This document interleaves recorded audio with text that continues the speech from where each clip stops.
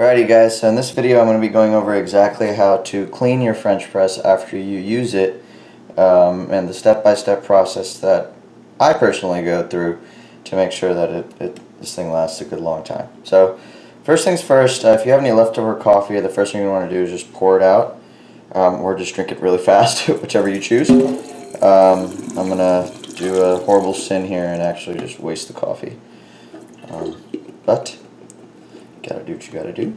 So that's done. Next part is to actually clean out the glass carafe first. So although this filter is gonna have some sort of muck and grinds in there, just put this to the side for a second, and we'll get back to this in a bit.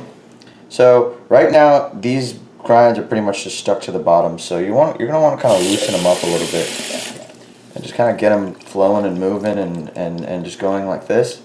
Okay, now you don't want to dispose these down the drain because it's going to get clogged. So what you could do is, it just depends on what your preferences are. So I've seen people throw these away in the garbage. I've seen them throw them away in the toilet, or whichever, like I said, you can just throw these away wherever you choose. I just wouldn't throw them down the drain. Now a little hack that I do personally, because I like to use the coffee ground, the ground coffee, the spent coffee for garden composting. So what you can do is you can actually get a strainer and just pour it all into the strainer, like that. Now, it takes a little longer because I'm using a smaller strainer, but this means you don't have to throw it away, and you can just put these into a bin or something along those lines. And then go take them out for your garden or use them for, I know there are a lot of health benefits to using spent coffee grounds for beauty, and there's a lot of uses. You can just look those up on the internet. But yeah, so that's the process. Like I said, I would personally use a bigger strainer. I just don't have one right now. And you just follow the same process. You wash it up and you throw it out. Okay? So now we're going to move on to the next step.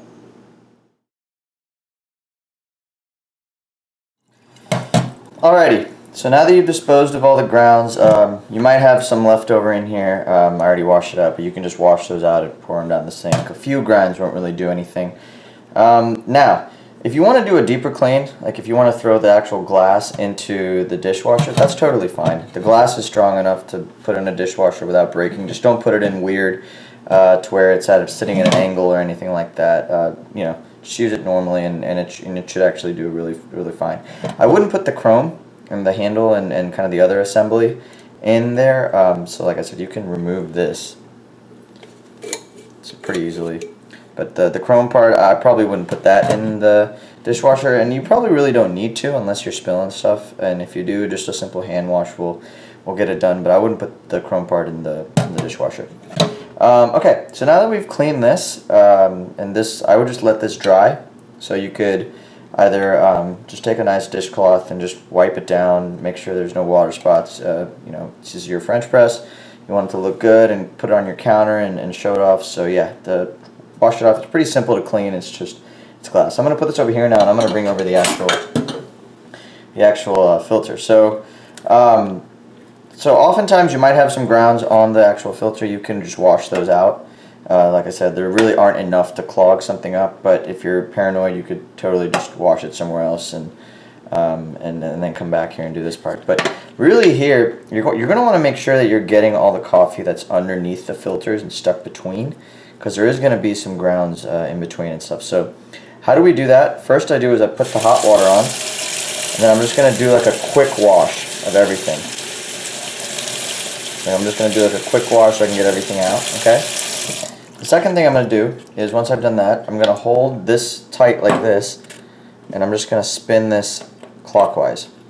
All that does is that loosens this up to where I can actually pull down and get really underneath the top part, okay?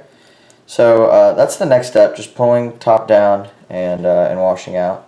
Same thing, just getting really deep and into it. And if you just keep spinning this, you can actually remove it, and I'll show you what to do when you do that in a couple minutes, in a couple seconds. But yeah, so right now you just want to make sure you get everything in between and outside, okay? And as far as and then once you're done, you can just roll it back. But You can use soap as well to clean this part, but as far as like, daily routine cleaning goes, that's what I do. I don't go too deep and really try and like get out every single, just do a deep scrub. I do a deep scrub about once or maybe twice a month, especially if I'm going through different types of roasts, but for just routine maintenance, you don't need to go that much. But yeah, so that's essentially this part. Now I'm going to show you, in the next step, I'm going to show you how to actually remove the filters, and then put them back on, and show you, maybe even discuss some of our deep cleaning methods that I do once to twice a month, so you can get a better idea of how you can care for your French press. Okay? Alrighty, I'll see you in a sec.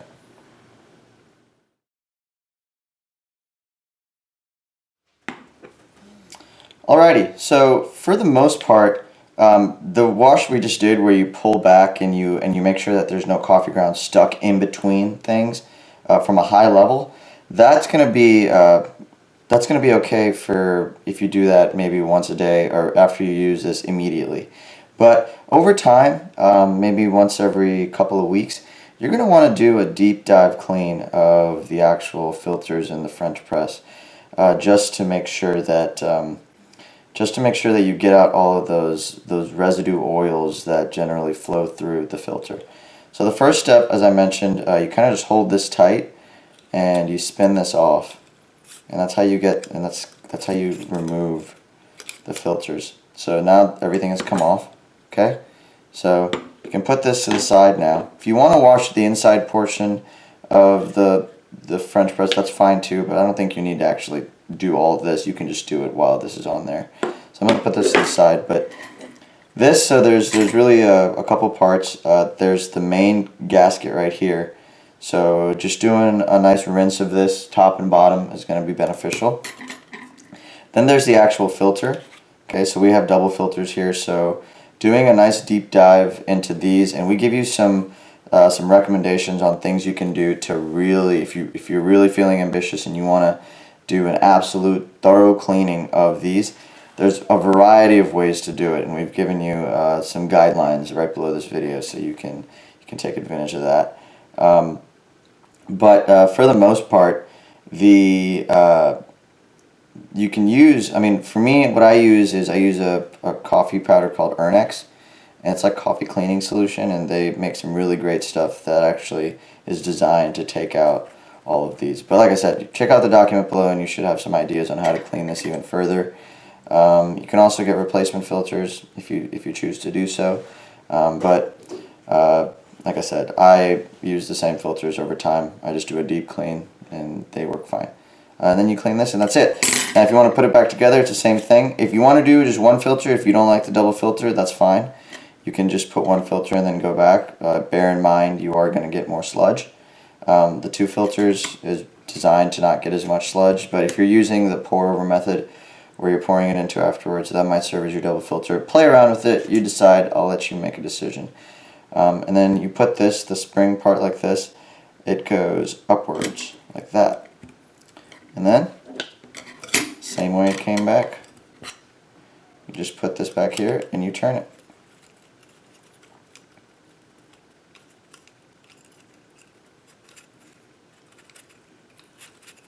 And that is it. Make sure it's nice and tight. If it's loose, you're going to find it more difficult to plunge down while you're making the coffee. But that's it. You've got yourself a nice clean plunger and a nice clean French press and you're ready to go. Generally speaking, I recommend doing this type of deep clean every time you switch roasts, so you don't get any like leftover residue flavors when you're doing this. Or if you're planning on making tea with the French press and then coffee the next day or anything along those lines. If you're really paranoid about taste and you're very sensitive, your palate is extremely sensitive, I would recommend doing a deep clean. But like I said, if it doesn't make that much of a difference to you and you just love the convenience of having your French press do a lot of different things, you don't have to really do a deep clean. You can just do a normal cleaning and then get into it. But I'll let you make that decision. I have multiple French presses at home that I reserve for cocktails, for tea, for coffee, just because I have been drinking coffee a really long time, and if it doesn't taste a particular way, I get a little snooty. So I'll be the first to admit. But anyways, so that's the dive into the cleaning process. Like I said, it's not really that complicated. It does take some time every once in a while, but if you just do the base wash down, that takes a couple minutes and it's really simple. So yeah, just let your things dry and put it back together and then get after it. So if you have any questions or concerns, or if you need any more clarification, or if you'd like a video on any of the deep diving processes, just let us know and we'll do our best to help out, okay? So I hope you found this helpful.